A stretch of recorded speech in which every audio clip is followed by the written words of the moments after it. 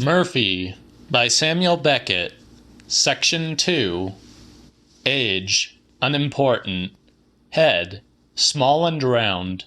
Eyes, green. Complexion, white. Hair, yellow. Features, mobile. Neck, 13 3/4 inches. Upper arm, 11 inches. Forearm, 9 1/2 inches. Wrist, 6 inches. Bust, 34 inches. Waist, 27 inches. Hips, etc., 35 inches. Thigh, 21 3/4 inches. Knee, 13 3/4 inches. Calf, 13 inches. Ankle, 8 1/4 inches. Instep, unimportant. Height, 5 foot 4 inches. Weight, 123 pounds. She stormed away from the call box, accompanied delightedly by her hips, etc.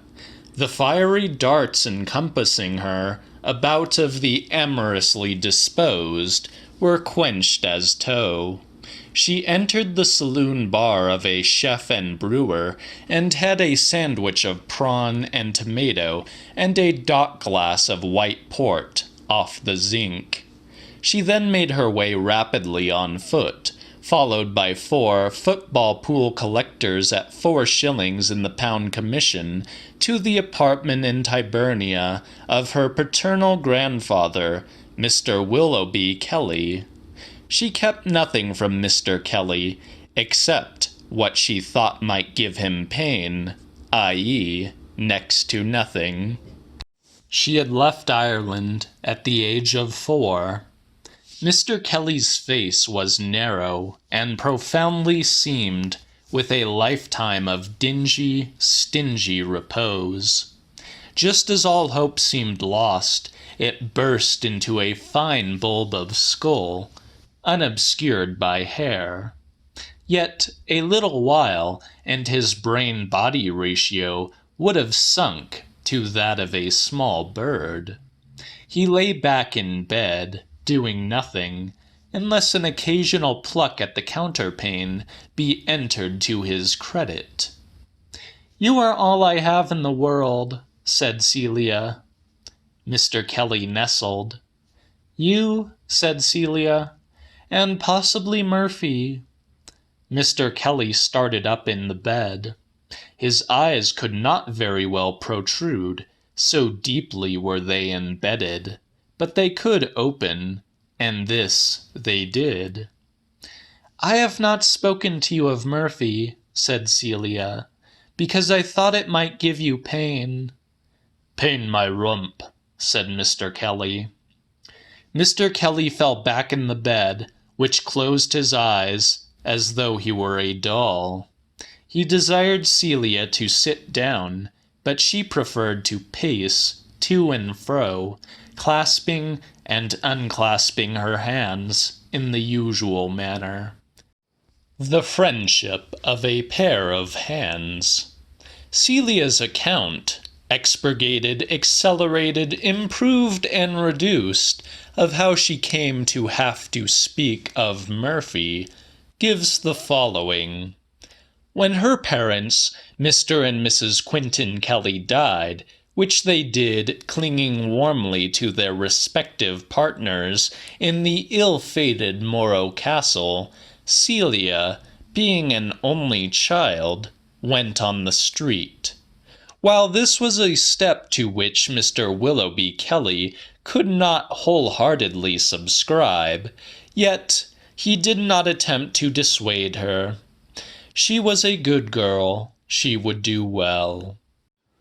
It was on the street, the previous midsummer's night, the sun being then in the crab, that she met Murphy. She had turned out of Edith Grove into Cremorne Road, intending to refresh herself with a smell of the Reach, and then return by Lott's Road, when chancing to glance to her right, she saw, motionless in the mouth of Stadium Street, considering alternately the sky and a sheet of paper. A man. Murphy. "But I beseech you," said Mr. Kelly, "be less beastly circumstantial. The junction, for example, of Edith Grove, Cremorne Road, and Stadium Street is indifferent to me. Get up your man." She halted. "Get away," said Mr. Kelly, set herself off in the line that his eyes must take on their next declension, and waited. When his head moved at last, it was to fall with such abandon on his breast that he caught and lost sight of her simultaneously. He did not immediately hoist it back to the level at which she could be assessed in comfort, but occupied himself with his sheet. If on his eyes way back to their eternities she were still in position, he would bid them stay and assess her. "How do you know all this?" said Mr. Kelly. "What?" said Celia. "All these demented particulars," said Mr. Kelly. "He tells me everything," said Celia. "Lay off them," said Mr. Kelly. "Get up to your man." When Murphy had found what he sought on the sheet, he dispatched his head on its upward journey. Clearly, the effort was considerable. A little short of halfway, grateful for the breather, he arrested the moment and gazed at Celia. For perhaps 2 minutes she suffered this gladly, then, with outstretched arms, began to slowly rotate.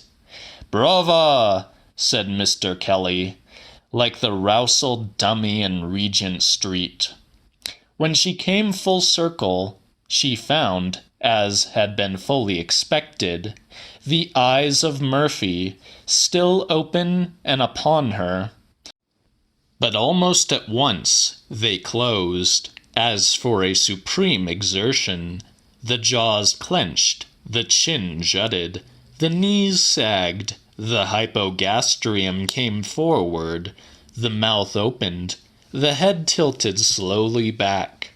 Murphy was returning to the brightness of the firmament. Celia's course was clear. The water. The temptation to enter it was strong, but she set it aside.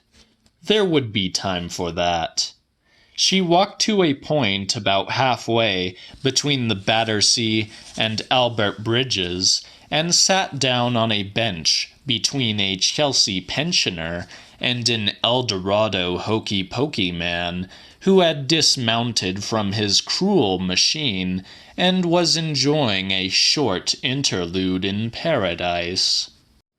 Artists of every kind, writers, underwriters, devils, ghosts, columnists, musicians, lyricists, organists, painters and decorators, sculptors and statuaries, critics and reviewers, major and minor, drunk and sober, laughing and crying, in schools and singly, passed up and down. A flotilla of barges, heaped high with waste paper of many colors, riding at anchor or aground on the mud, waved to her from across the water. A funnel veiled to Battersea Bridge. A tug and barge, coupled abreast, foamed happily out of the reach. The Eldorado man slept in a heap. The Chelsea pensioner tore at his scarlet tunic, exclaiming, "Hell roast this weather! I shall never forget it!" The clock of Chelsea Old Church ground out grudgingly the hour of 10.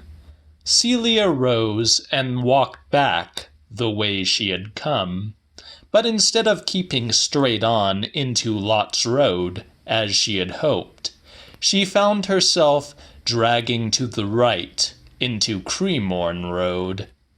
He was still in the mouth of Stadium Street, in a modified attitude. "Hell roast this story," said Mr. Kelly. "I shall never remember it."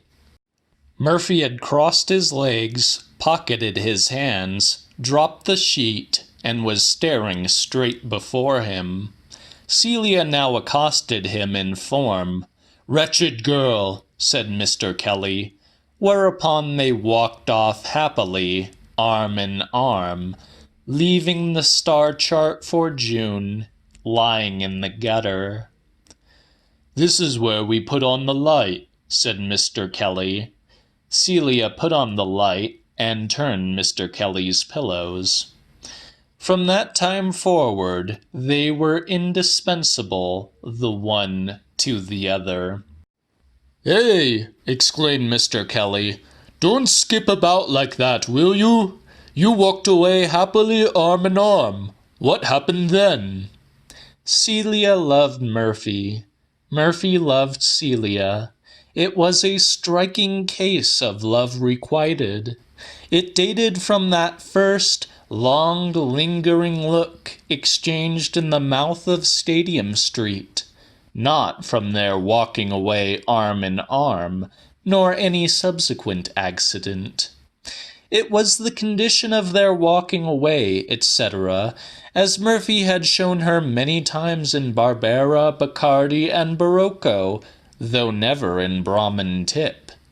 Every moment that Celia spent away from Murphy seemed an eternity devoid of significance, and Murphy, for his part, expressed the same thought, if possible, more strongly in the words, "What is my life now but Celia?" On the following Sunday, the moon being at conjunction, he proposed to her in the Battersea Park subtropical garden immediately following the ring of the bell. Mr. Kelly groaned. Celia accepted. "Wretched girl," said Mr. Kelly, "most wretched."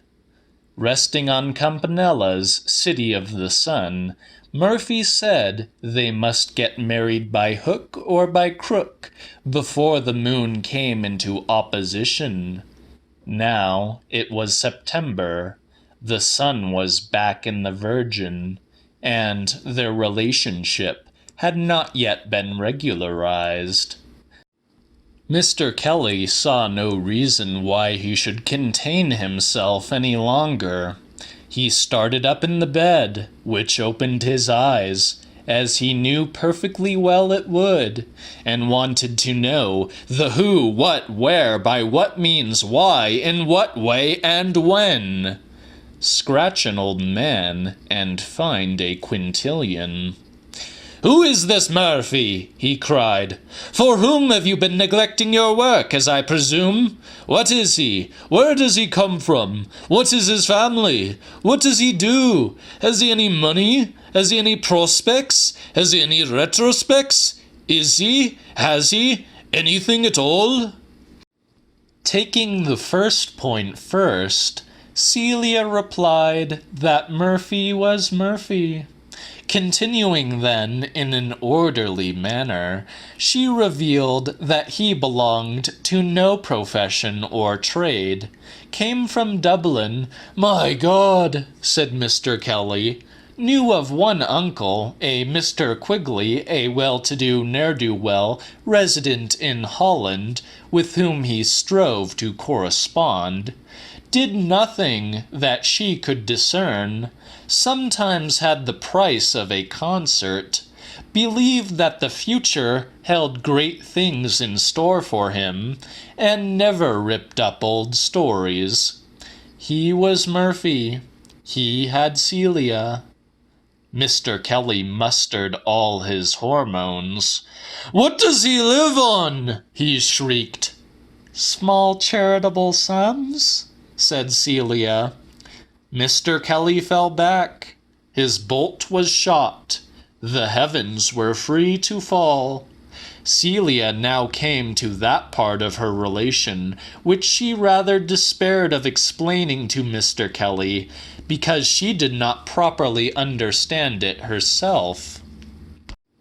She knew that if by any means she could insert the problem into that immense cerebrum, the solution would be returned as though by clockwork.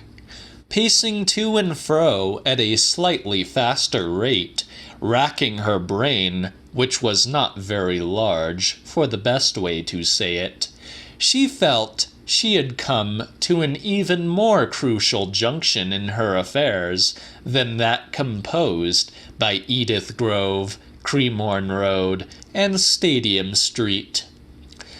"You are all I have in the world," she said. "Aye," said Mr. Kelly, "and possibly Murphy." "There is no one else in the world," said Celia, "least of all Murphy, that I could speak to of this." "You mollify me," said Mr. Kelly. Celia halted, raised her clasped hands, though she knew his eyes were closed, and said, "Will you please pay attention to this? Tell me what it means, and what am I to do?" "Stop," said Mr. Kelly. His attention could not be mobilized like that at a moment's notice. His attention was dispersed. Part was with its cecum, which was wagging its tail again. Part was with his extremities, which were dragging anchor. Part with his boyhood, and so on. All this would have to be called in. When he felt enough had been scraped together, he said, "Go." Celia spent every penny she earned, and Murphy earned no pennies.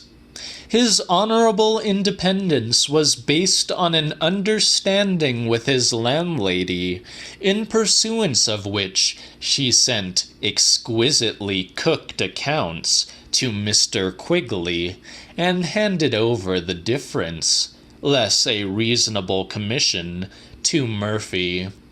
This superb arrangement enabled him to consume away at pretty well his own gait, but was inadequate for a domestic establishment, no matter how frugal. The position was further complicated by the shadows of a clearance area having fallen, not so much on Murphy's abode as on Murphy's landlady. And it was certain that the least appeal to Mr. Quigley would be severely punished. "Shall I bite the hand that starves me," said Murphy, "to have it throttle me?" Surely between them they could contrive to earn a little. Murphy thought so, with a look of such filthy intelligence as left her, self-aghast, needing him still. Murphy's respect for the imponderables of personality was profound. He took the miscarriage of his tribute very nicely. If she felt she could not, why then she could not, and that was all. Liberal to a fault, that was Murphy. "So far I keep abreast," said Mr. Kelly. "There is just this tribute." "I have tried so hard to understand that," said Celia. "But what makes you think a tribute was intended?" said Mr. Kelly. "I tell you, he keeps nothing from me," said Celia. "Did it go something like this?" said Mr. Kelly. "I pay you the highest tribute that a man can pay a woman, and throw you a scene." "Hark to the wind," said Celia. "Damn your eyes," said Mr. Kelly. "Did he or didn't he?" "It's not a bad guess," said Celia. "Guess my rump," said Mr. Kelly. "It is the formula." "So long as one of us understands," said Celia. In respecting what he called the Archeus, Murphy did no more than as he would be done by. He was consequently aggrieved when Celia suggested that he might try his hand at something more remunerative than apperceiving himself into a glorious grave and checking the starry concave, and would not take the anguish on his face for an answer. "Did I press you?" he said. "No." "Do you press me?" "Yes." "Is that equitable, my sweet?" "Will you conclude now as rapidly as possible?" said Mr. Kelly. "I weary of Murphy." He begged her to believe him when he said he could not earn. Had he not already sunk a small fortune in attempts to do so? He begged her to believe that he was a chronic emeritus. But it was not altogether a question of economy. There were metaphysical considerations, in whose gloom it appeared that the night had come in which no Murphy could work.